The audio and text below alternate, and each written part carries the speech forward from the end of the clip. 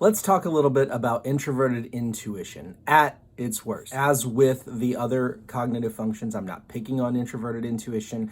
Every cognitive function provides great benefits to the user of it and those around them when it is at its best. And it can be detrimental or problematic for the user of it and those around them when it is at its worst. Now, most of the time, when a cognitive function is at its worst, it is because it is either the first function that person has, and they are so addicted to it, so all in on it, that they do not realize the degree to which it is dominating their thinking and all of their decision making and everything that they do. Or it is because it is their fourth function and they are being forced to use it when they do not want to, when they are not very practiced with it.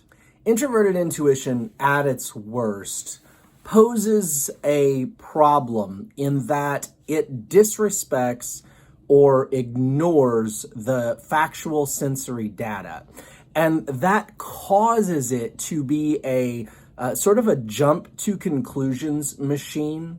What I've seen among people who have introverted intuition at its worst is that they seem to just already know, or they already think that they know.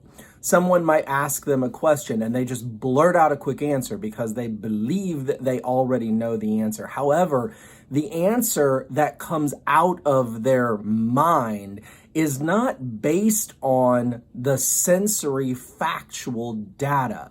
One of the problems with any form of intuition when it's at its worst is that while it is very much in the ideological world, and that can be of great benefit, if it is so much lost in, or so much so lost in the idea world or the this is what I think I know world, that it never takes the time to check back in with the physical world and determine whether or not the data or the facts support what it's trying to say, then it will have a tendency to jump to conclusions that are not always based on reality.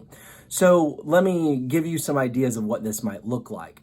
Introverted intuition may have so made up its mind about a set of input, a set of ideas or bits of data that come in, that it fails to really analyze whether or not the sensory realm supports its answer. So someone comes in and says, "Oh, I'm struggling with pain over here in my shoulder." And introverted intuition at its worst may instantly go, rotator cuff, you're having a rotator cuff problem. Or a person might be driving down the road and they might hear a noise in the front, driver's side area of the car and instantly go, tie rod end. I already know that's tie rod end. You've got a tie rod end problem. You're going to need to replace your tie rod end. Well, maybe it is. That's possible. But it's also possible it could be a loose sway bar. It's possible that with the shoulder, it could be tendinitis. Who knows? It could be a whole host of things. And wisdom would say, let's take some time to examine what's going on, gather in the physical sensory data, the statistics, the facts, the things that we can observe, and then based on those things, narrow down to a conclusion. Introverted intuition, when it's at its worst, it doesn't want to go through that process. It wants to narrow down on a conclusion very, very, very quickly, and it will often disrespect the sensory data and just move straight through to that conclusion without taking the time to really do any examination. Now, another problem that I see with introverted intuition is that on the good side, it's very involved in the process of planning the future. But when I say planning the future, I mean really planning the future of the person who uses it, and or possibly attempting to plan the futures of those around it. So introverted intuition, when it is a person's first function, let's say, and when it's at its best, will have a long-term plan. It will set goals. It will know where it wants to go. And that's wonderful. Where introverted intuition goes wrong when it's at its worst is that it then is not able to make adjustments in the moment to that plan. So when the world or the people in the world or the physical things in the world, like the road, the car, whatever, when those things don't cooperate with the plan, if introverted intuition is at its worst, it doesn't know what to do. It doesn't know how to adjust.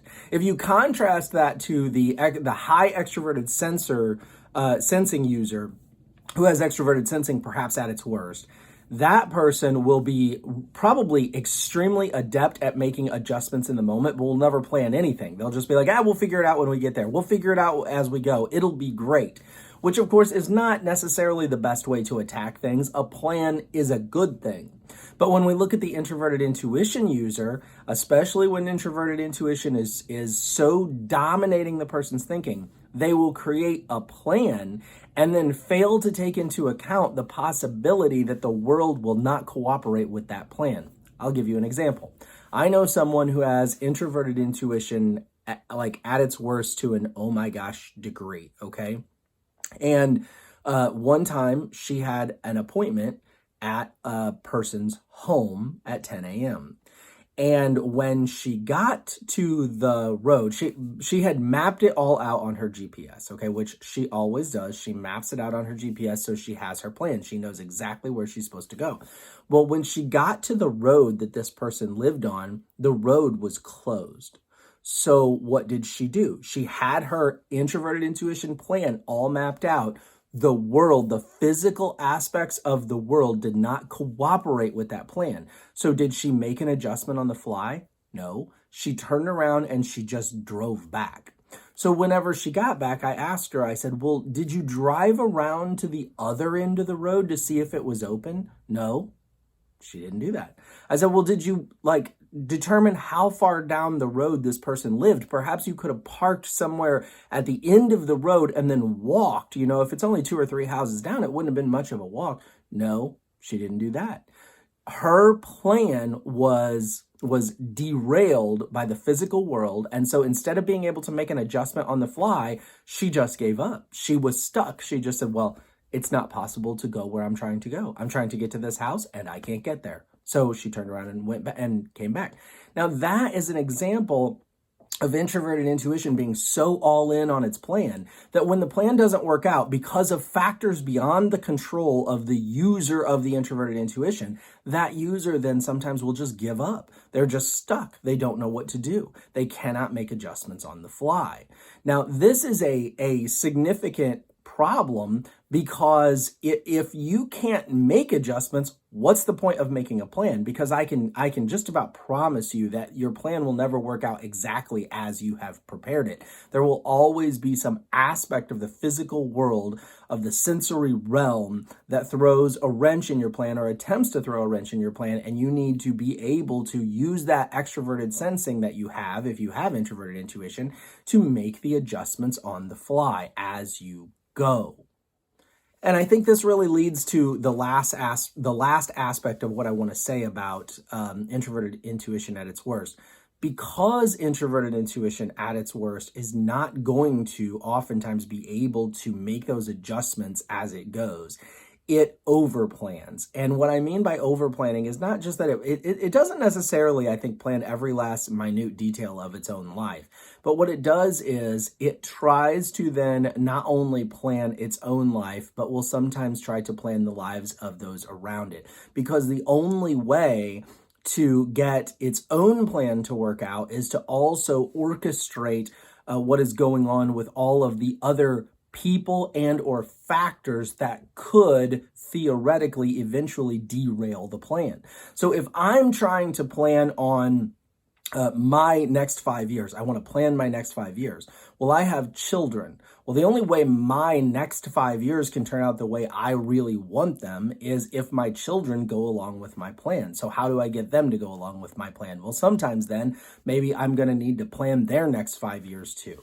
Well, that is where I think we get into one of the biggest aspects of introverted intuition at its worst, is that it tries to control things that really it needs to realize it can't control.